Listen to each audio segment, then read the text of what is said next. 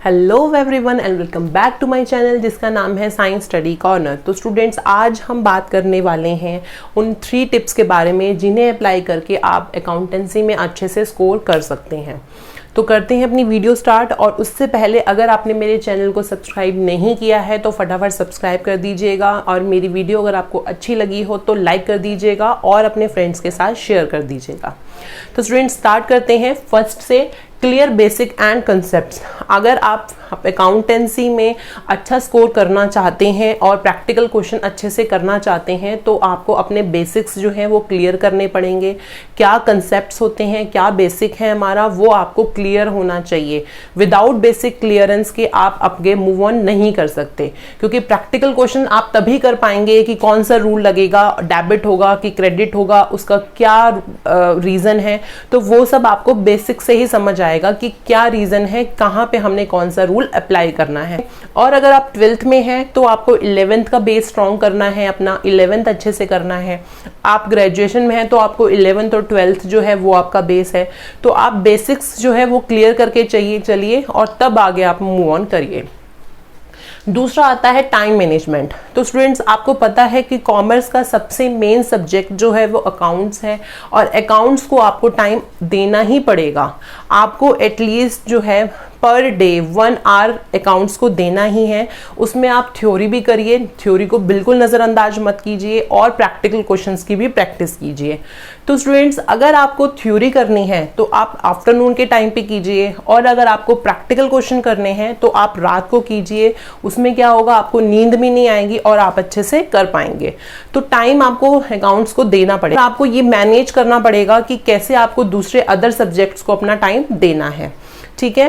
Third हमारा आता है प्रैक्टिस। तो स्टूडेंट्स, आपको पता है अकाउंटेंसी एक ऐसा सब्जेक्ट है जो बहुत ज़्यादा प्रैक्टिस मांगता है। जितना ज़्यादा आप अच्छे से प्रैक्टिस करेंगे आपका अकाउंट्स उतना ज़्यादा अच्छा होता जाएगा।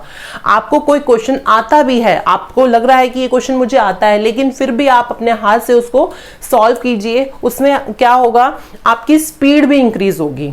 तो स्टूडेंट्स, कई बार ऐसा देखा गया है कि जो स्टूडेंट्स होते हैं उनको 80%, 90% या 100% क्वेश्चन पेपर आता था, लेकिन फिर भी उनका क्वेश्चन पेपर छूट जाता है। उसका रीज़न यही है कि उनकी स्पीड अच्छी नहीं है। तो उसके लिए आप क्या कर सकते हैं, जब आप प्रैक्टिकल क्वेश्चन सॉल्व करें तो आप अपने फ़ोन में टाइमर लगा लीजिए 10 मिनट या 15 मिनट का।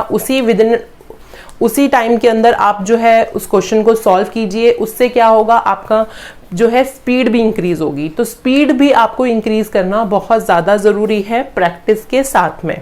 इन 2-3 टिप्स के अलावा मैं आपको 1-2 चीज़ें और बता देती हूँ। आपको जब आप अकाउंट्स में पढ़ रहे हैं तो आप अपने जो भी आपके नोट्स हैं, फार्मूलाज हैं और आपके जो भी रूल्स हैं, आप उनको अच्छे से नोट डाउन करके अच्छे से सिस्टमैटिक वे में रखें। और जब आप प्रैक्टिकल क्वेश्चन सॉल्व करें तो आप अपने रूल्स को और फार्मूलाज को अपने सामने रखिए, उन्हें देख के करिए प्रैक्टिकल क्वेश्चन। कोई बात नहीं अगर आपको उस टाइम नहीं याद है, आप जैसे जैसे प्रैक्टिकल क्वेश्चन सॉल्व करते जाएंगे, 1 करेंगे, 10 करेंगे, 20 करेंगे, आपको वो रूल्स और अपने फार्मूलाज जो है वो अच्छे से याद हो जाएंगे, आपके दिमाग में सेट हो जाएंगे। तो इसमें कोई घबराने वाली बात नहीं है कि अगर आपको रूल्स नहीं आते हैं, ये सब चीजें प्रैक्टिस से ही आएंगी। दूसरी चीज ये है, जब आप क्वेश्चन पेपर सॉल्व करें अपना एग्जाम में, उसमें आपको जितनी भी एंट्रीज आती हैं आप उतनी ही एंट्री करके आइए, क्योंकि आपको पता होगा कि अकाउंट्स जो ऐसा सब्जेक्ट है उसमें मार्किंग जो है पर एंट्री के हिसाब से ही होती है। तो एग्जामिनर आपको एंट्री के हिसाब से मार्क्स देता है।